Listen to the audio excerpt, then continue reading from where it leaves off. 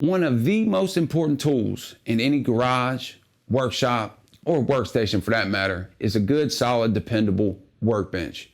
If you're new here, my name is Brian, and on this channel I like to do tool reviews, projects, tips, tricks, and more.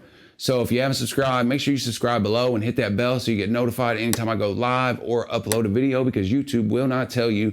And if you're already subscribed, go down and hit that bell so you can get notified as well. And if you're not new here, you may know that I've already built a couple workbenches on this channel.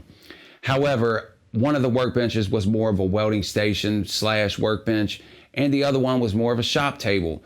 And those were both made purely out of metal. Now, I've been recently getting into woodworking, and one thing I noticed with the shop table that I was using, while it had plenty of space for me to be able to do my work on, it is on casters like almost everything in this garage, because I'm dealing with a really tight, confined area, and to put stuff on casters increases the mobility and efficiency of this area. So I tend to put most things on casters. However, with the workbench being on casters, it really limited me from being able to take advantage of the full capabilities of the shop table. So I began the endeavor of trying to build a good woodworking workbench. So like I do with everything, whenever I decide to build something, I always research. I try to look at what other people's done. I try to get as much information as I can, so that way when I build whatever I'm going to build, it is going to be to last, and it's going to be something that suits almost every need that I have. And one thing I found out was that there are a lot of different style workbenches, and there's a lot of different things you can do to help your workflow. I also ran into a company called Sjoberg. I'm not sure if I'm pronouncing it right, but it's a company from Sweden, and they sell workbenches, and they sell high quality workbenches. And one of their workbenches, their ultimate workbench, looked like something that I could really use. And after taking everything into account, I decided to replicate that workbench. Now, if I would have chose to buy the workbench cost over $3,000. So it is a hefty investment. Whether or not you choose to buy a pre-made workbench or to build your own is completely up to you. If time is more of a factor than the money, then maybe you want to go with a pre-built one. However, with me, I am limited on funds and time as well, but more on funds. So I decided to try to replicate that workbench, but on a budget. Now, the lumber that I chose to use was just simple construction lumber you can get from any of your local big box stores. And the reason that I chose the lumber was because I already had some of the 2x4s laying around. Now, if I were to do this again, I may decide to go with 2x10 Southern Yellow Pine and rip those down.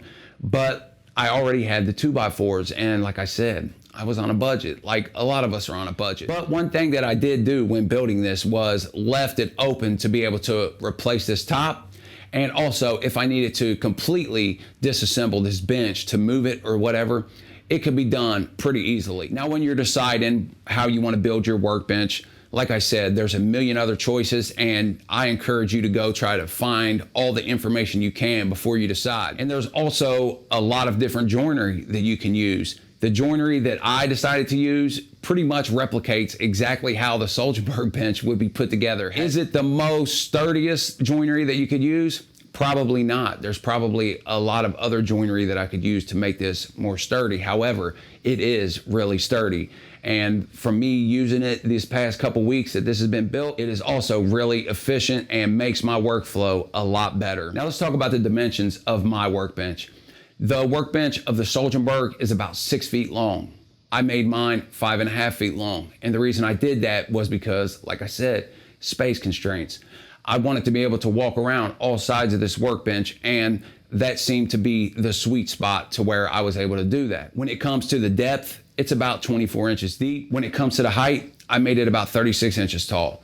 Now, here's a tip. If you want to try to figure out what height you want to make your workbench, stand with your hands to your side like this, point your palms up, get a measurement of where your palms are.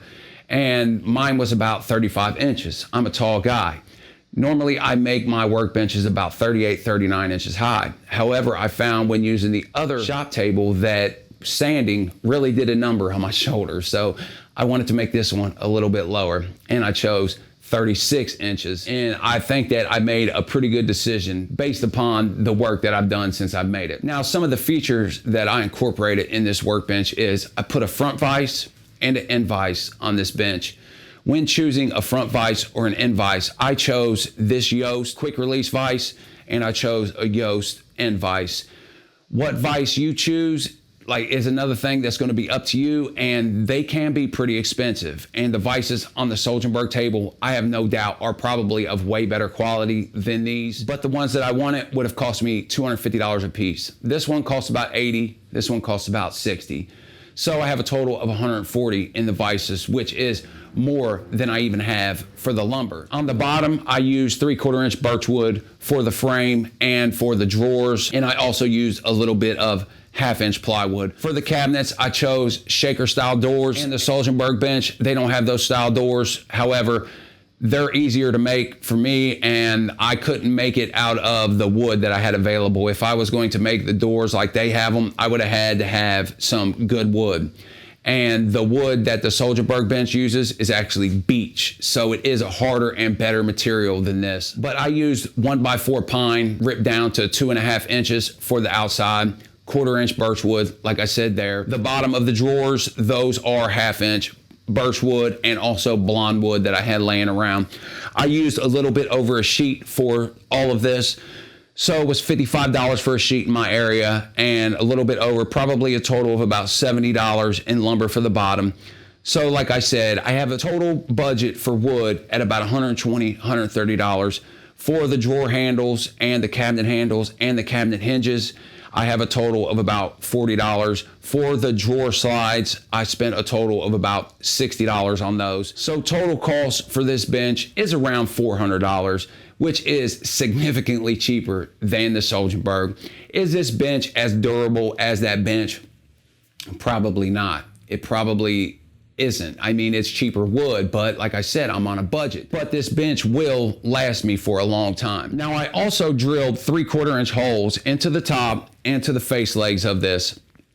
I did that for bench dogs. The bench dogs will enable you to keep a workpiece in place while having access to the full workpiece. So those were a feature that I definitely wanted to add to this table. All in all, I tried to replicate the bench the best I could. The places that it differs, obviously, is the wood.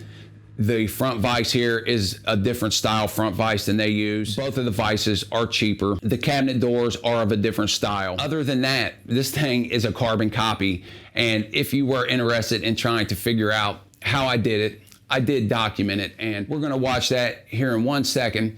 I just want to say that I am in the middle of starting a website to be able to supplement videos like this and supplement my tool review videos as well. But I'll be able to provide more information to go along with the videos that I do. So if you're interested in that, definitely keep an eye out, because I will announce it whenever I have it up and running. But without further ado, let's see how I did it.